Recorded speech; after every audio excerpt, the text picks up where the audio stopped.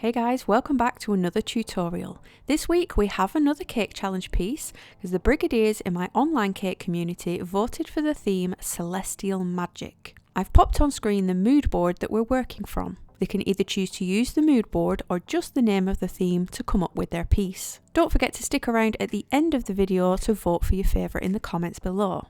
So I'm starting out here with a 5-inch already covered and stacked on top of a 7-inch. I have tutorials on how to bake the vanilla cake, make buttercream, make ganache, apply the ganache and cover the cake, all linked in the description box below. I highly suggest watching these individual videos if you're a beginner, as that will give you a nice clean base to work from when starting something a bit more difficult like this. I've got a selection of paintbrushes here, one that's just wide and larger, and a smaller one. The types of brushes don't really matter, you just want one bigger than the other. On a plate, I've got some regular gel colour and some white powder. As you can see, mixing them together, it does create a slightly paler pink. But we need to water it down with a little bit of water to turn it into an actual paint. You can play around with the colourings like I've done here, where I've added a very tiny amount of brown to my pink to make it a dusky pink, and then add more white to lighten it. As you can see, I'm now taking my large paintbrush and just slapping that paint on any way I want. This very much is a trust the process because it looks horrific at first, but just keep going. I'm just adding in patches here and there to make sure that the pink is evenly distributed across the whole cake. Now at the side you can see I'm adding some blue gel, mixing this with white powder for a paler blue and covering all of the white areas left on the cake. I'm gently pulling the colours together with my brush and it's slowly starting to turn a bit more lilac. Once the whole base is covered, you can swap to a smaller brush. I'm using a slightly darker pink now to tap on magical, cloudy sort of messy shapes. I've done the same in a darker blue, and then I'm highlighting little bits with straight up white powder mixed with water.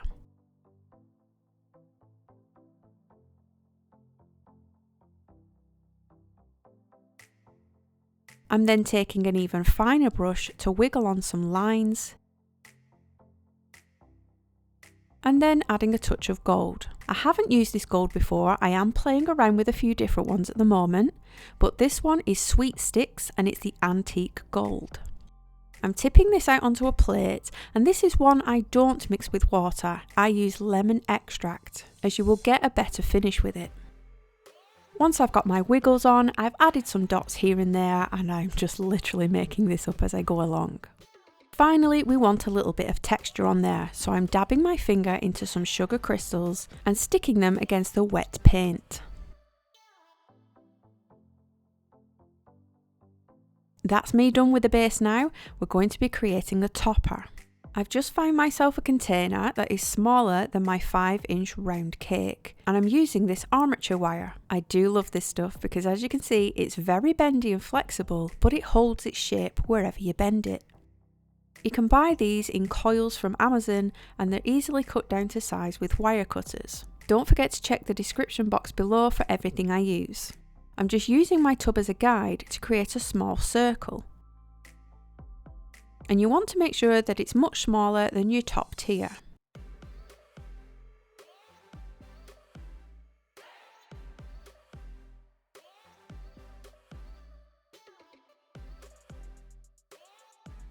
Now I have my rough circle. I've grabbed some wires. These were just very light ones as they're all I had left. I think they are roughly 22 gauge, and then I'm wrapping the wires around the armature wire, going round in a couple of loops, and then securing it further with a dab of hot glue. Once this is dried, I'm adding another wire, and I'm kind of following around the clock at 12 o'clock, 3 o'clock, 6 o'clock and 9 o'clock positions.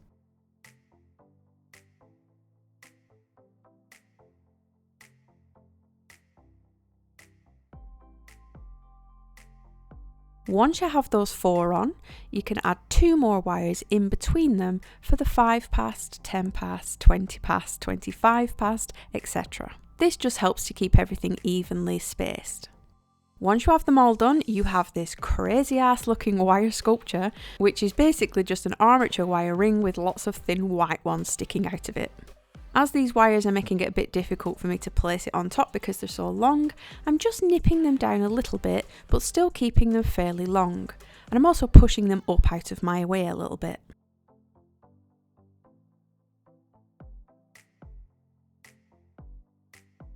I'm just dampening the top, ready for some balls of sugar paste to hold it in position. I've dampened the tops, and you want to push the wire into the blobs of sugar paste and then bring the blobs up round the sides to help secure the ring on. Now we're going to be working on our little cloud topper. These are just balls of white sugar paste rolled together in different sizes. I've drawn out the same size of ring as our topper. You'll see why this is a bit of a fail a little later on, but I'm just adding on lots of different white sugar paste balls to cover the size of the circle.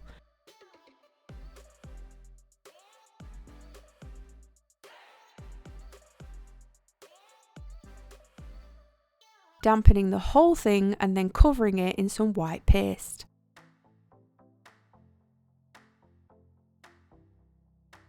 It's important here not to define the circles too much. Just pull the pleats out gently and push the paste down towards the bottom. Leaving it loose like this, you can see a nice fluffy cloud shape emerging.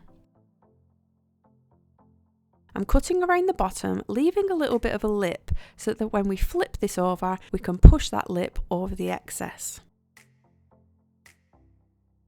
The reason why you see me doing this quickly is because I can feel the weight of those balls slowly flattening against my hand, and I want to keep them nice and round.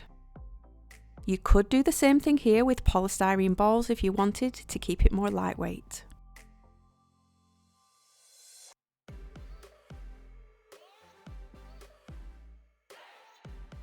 Now I have my cloud topper, I want to cover that metal ring with the clouds. And here you'll see it is nowhere near big enough.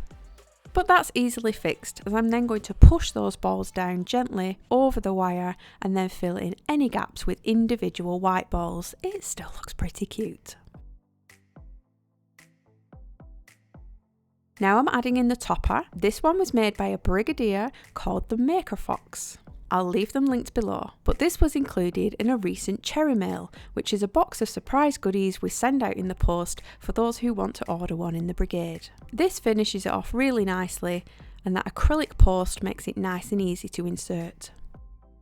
Next we're going to be working with Isomalt. Now I highly suggest getting some proper gloves for this because hot sugar is absolutely not to be underestimated. I'm obviously just a bit of an idiot and I'm going straight in. With a little silicone cupcake case and a mat. These little balls are already tempered and you can buy them in packets. And I've then got some fishing wire, which I'm trying very hard to show you here on camera, but it will be a little difficult at first just because it's so fiddly.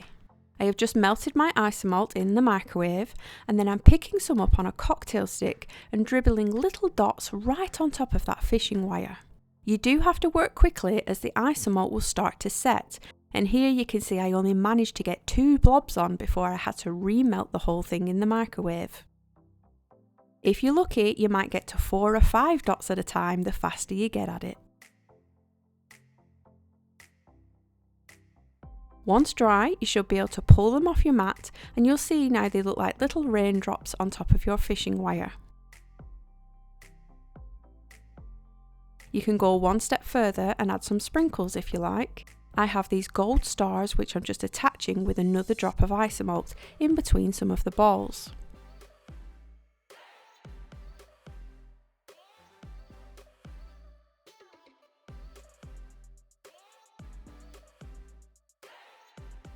If you want to keep your string dangling straight down, you will need to add quite a bit of weight for it to pull it straight.